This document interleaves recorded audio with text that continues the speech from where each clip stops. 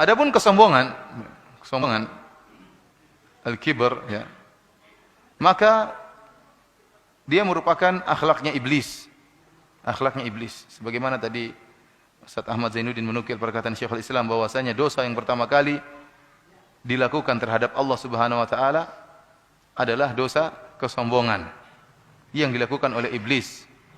Al-la'in ar-rajim, yang terlaknat ya. Yang tatkala Allah Subhanahu wa taala merintahkan iblis untuk sujud kepada Adam. Wa idz qala rabbuka lil malaikati isjudu li Adama fasajadu illa iblis. Tatkala Allah memerintahkan malaikat untuk sujud kepada Adam, maka mereka semuanya sujud kecuali iblis. Kenapa? Aba, dia enggan. Kenapa dia enggan? Wastakbar, karena sombong. Dia sombong, tidak mau sujud kepada Adam. Kenapa dia sombong? Dia sombong dengan unsur penciptaan dia. Dia merasa tinggi. Ana khairun minhu, khalaqtani min nar wa khalaqtahu min tin. Kau ciptakan aku dari api, sedangkan kau ciptakan Adam dari tanah, sehingga dia tidak mau sujud kepada Adam alaihi salam. Kemudian kita dapati juga banyak sekali pengikut atau kaum para nabi yang menolak dakwah para nabi. Kenapa? Karena kesombongan. Allah sebutkan dalam Al-Quran dalam banyak ayat. Allah mengatakan, qala al-mala'ul ladzina istakbaru min qaumihi. Berkatalah orang-orang yang sombong dari kaumnya. Mereka menolak apa? Dakwah para nabi. Kenapa? Karena kesombongan mereka. Tidak mau menerima dakwah para nabi. Oleh karenanya orang-orang yang sombong dihinakan di akhirat kelak. Dihinakan tatkala di padang mahsyar.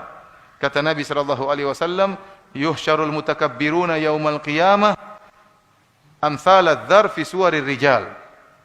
Yakshahumudz dzul min kulli makan. Kata Nabi sallallahu alaihi wasallam, sungguhnya orang-orang yang sombong di dunia dengan jabatannya, sombong dengan nasabnya, sombong dengan ilmunya, sombong dengan hartanya, sombong dengan jabatannya, maka pada hari kiamat kelak akan dibangkitkan oleh Allah dalam bentuk yang sangat kecil seukuran semut, fi suwarir, tubuh kecilnya seperti semut tapi bentuknya bentuk manusia. Kata Nabi sallallahu alaihi wasallam, amsaladzar fi suwarir rijal. Kecilnya seperti semut. Kenapa? Selama di dunia dia merasa besar, merasa tinggi. Dia merasa besar dan merasa tinggi. Al jaza' min jinsil amal. Balasan sesuai dengan amalan. Tatkala di dunia dia merasa tinggi, merasa besar, maka di akhirat dijadikan kecil. Kemudian kata Nabi sallallahu alaihi wasallam, yakshahumudz dzul min kulli makan. Dia akan diliputi dengan kehinaan dari segala sisi. Kenapa? Dia dibangkitkan dalam kondisi kecil, hampir diinjak sana, hampir diinjak sini, terhinakan. Kenapa? Tatkala di dunia dia merasa merendahkan orang. Orang depannya direndahkan, orang sebelah kanannya direndahkan, belakang dan kiri dia rendahkan, maka tatkala di akhirat dia yang direndahkan dari segala sisi. Karenanya orang-orang seperti ini tidak ada tempat yang pantas bagi mereka kecuali neraka jahanam. Kata Allah Subhanahu wa taala, "Fala bi'sa maswal mutakabbirin." Sungguhnya neraka jahanam merupakan tempatnya orang-orang yang sombong. Ikhwani fillah wa akhwati fiddin azani Allah wa iyyakum. Kenapa kesombongan merupakan dosa yang sangat dibenci oleh Allah Subhanahu wa taala? Sampai-sampai dalam hadis kata Nabi sallallahu alaihi wasallam, la yadkhulul jannata man kana fi qalbihi mithqalu dzarratin min kibr. Kata Nabi sallallahu alaihi wasallam, orang tidak akan masuk surga seorang yang dalam hatinya ada kesombongan meskipun sebesar zarrah. Sebesar zarrah. Zarrah itu apa? Zarrah sebagian ahli tafsir menyebutkan zarrah itu ada 3 penafsiran. Yang pertama, zarrah adalah semut kecil. Semut itu kecil bentuknya atau tidak? Belum lagi anak semut. Lebih kecil lagi.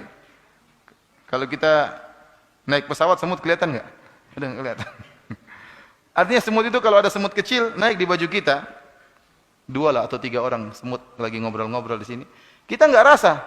Saking ringannya, tidak kita merasa berat dengan 3 semut tersebut, tidak. Dia ngobrol-ngobrol kita juga enggak dengar, enggak tahu dia ngobrol apa. Saking kecilnya semut tersebut. Artinya kalau antum ambil semut tadi, antum letakkan di daun timbangan, maka tidak akan mempengaruhi timbangan tersebut. Kenapa? Saking ringannya semut tersebut. Ini namanya dzarrah. Tafsiran yang berikutnya yang disebut oleh para ulama, dzarrah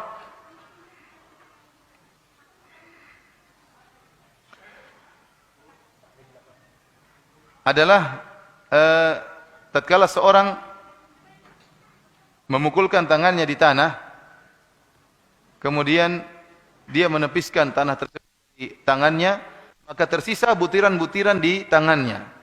Butiran-butiran tersebut kalau diambil satu itu dzarrah. Itulah dzarrah dalam bahasa Arab.